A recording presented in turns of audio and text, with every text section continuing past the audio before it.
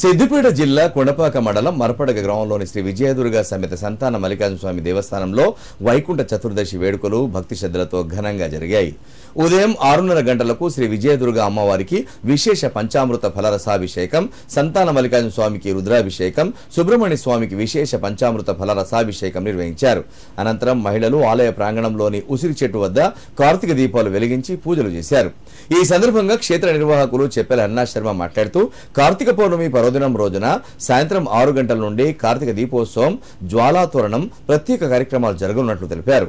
జ్వాలాతోరణం అనంతరం ఉత్సవమూర్తులు పల్లకి సేవ జరుగుతుందని, భక్తులు జ్వాలాతోరణం దాటి దైవానుగ్రహాన్ని పొందాలని, ఈ అవకాశాన్ని సద్వినియోగం చేసుకోవాలని సూచించారు.